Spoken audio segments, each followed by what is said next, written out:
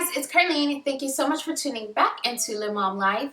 In today's video, I'm sharing with you some tips on pumping.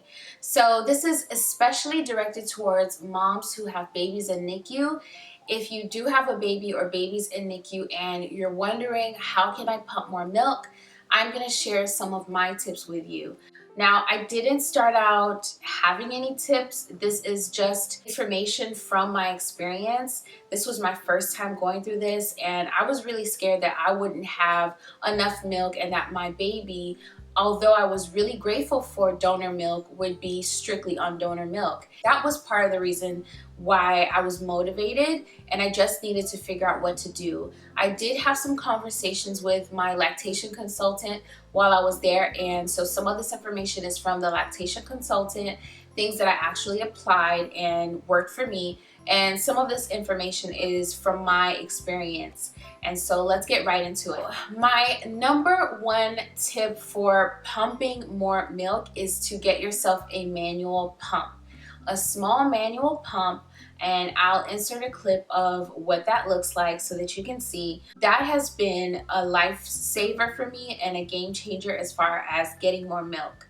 So in the beginning stages, when you are just producing a little bit of colostrum, a lot of times the electric pump can't grab your breast the way it needs to be grabbed so that the milk can come out, the colostrum. The colostrum is a little bit thicker, and the amount that comes out is not as much as, you know, when your milk comes in. Your milk comes in a few days later. So you really need something to grab that breast. And a lot of times they'll even recommend that you express with your hand. And I did that as well. So between expressing with my hand and my manual pump, I was able to get things going and really start producing some colostrum and ultimately some milk. So my number one tip is to get yourself a manual pump. You can still use the electric pump that the hospital provides, but have your manual pump just in case. They don't cost that much, maybe $30, and basically the pump turns into a bottle, so you'll be able to basically use the actual bottle later on down the line at some point. It's worth the investment, the $30. And then, like I said, use the hospital pump as well and see which one you like better. But for me, the manual pump was a game changer. Secondly, expressing with your hand. So what I would do is I would express with my hand. I would literally squeeze my nipple, and I would have the bottle right here, and then I would squeeze with my hand and get those drops into that bottle. Even if it was just a quarter of an ounce, I was happy with that. And that leads me to my third tip. Don't get discouraged if you only see a little bit. So don't get discouraged with small beginnings. Just keep going, because you have to start somewhere in order to build your supply. So a lot of times moms will say, I wasn't getting a lot, I don't get a lot, I tried. But the key to successful pumping is to keep pumping, to have a schedule and to stick with the schedule and to keep doing it, even when it's a small amount.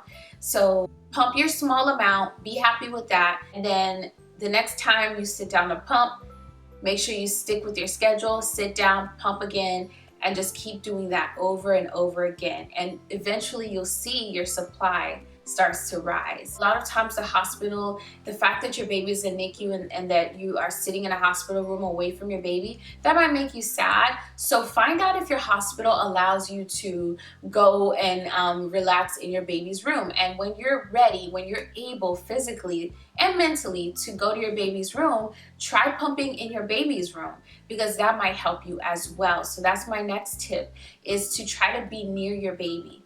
For me, in the early days when I couldn't be near my baby, my blood pressure was really high.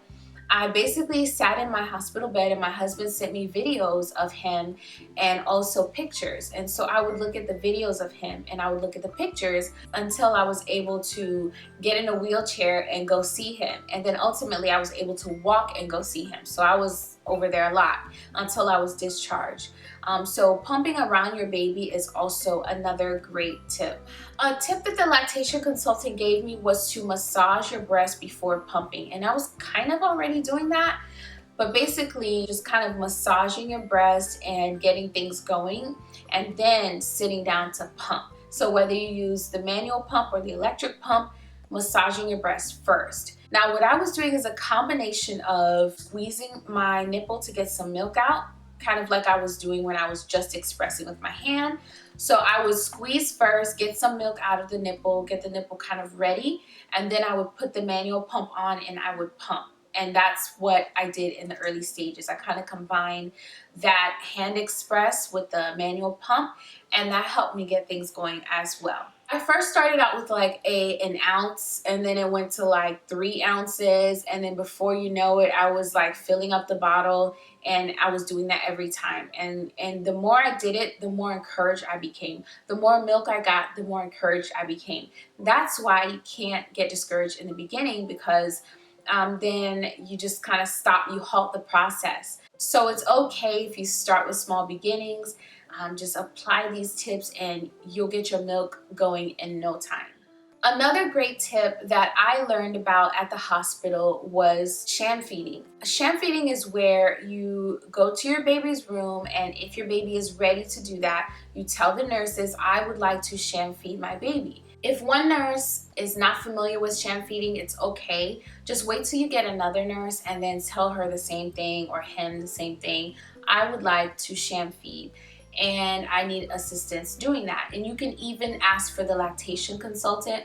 So just call or have the nurse call for the lactation consultant, and they'll come to your room while you're ready and help you do what you want to do with your baby. So sham feeding is basically when you pump beforehand so that your breasts are not too full, and then you basically put the baby on the breast and see what they do. So sometimes they'll just lay there, and other times they'll engage with you and actually start looking for the breast, find it, and actually start sucking. And so that is kind of one of the things I did that I feel like helped me continue to make more milk. So one of the nurses, I forget what it's called, but she told me that when your baby latches on to nurse, your baby basically tells your body what it needs. So something passes into your breast, into your body from your baby's saliva that tells your body what the makeup of the milk needs to be for your specific baby. Isn't that amazing?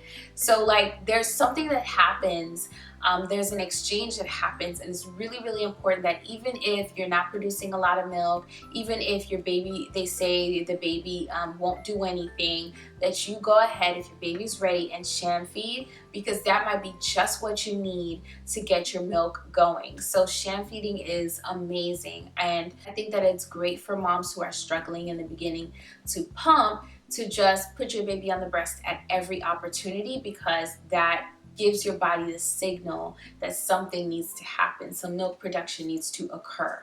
One other tip that the lactation consultant gave me was to pump 8 hours. And to make sure I was doing that, I had to download an app that tracks your pumping. And one of the things the app would do is remind me when it was time to pump. Another thing the app would do is track how much milliliters I was pumping. So I could basically look at a week at a glance and see, oh, I'm doing great this week, or oh, my milk supply is going down, it's gone down a little bit. I need to pump some more. So I was able to stay on track and also track how much milk I was pumping in the early days. Now later on, you won't need to track how much milk you're pumping. I don't do that now. We're at home, we're good. But when you're at the hospital and you want to make sure your baby has enough milk, it's very important to track somehow. Even if you don't use an app, just make sure that you're pumping every 2 to 3 hours. I did more along the lines of every 3 hours. I started out pumping every 2 hours, and then I spoke to a nurse and she was telling me how important sleep is. She was an old school nurse, and so she had that wisdom, and she told me you need to make sure you're sleeping because your body needs to regenerate in order to make the milk. And so I eased up a little bit and I started to pump every 3 hours. But at first I started out with 2. So in the beginning, just to get things going, do it every 2 hours. Then when you start to feel tired and exhausted, you can go to every 3 hours and just see how it goes for you, because every body is different. Every literally body is different. So just see what works for you. In the early days, it was important that I tracked, so I did that. I tracked everything.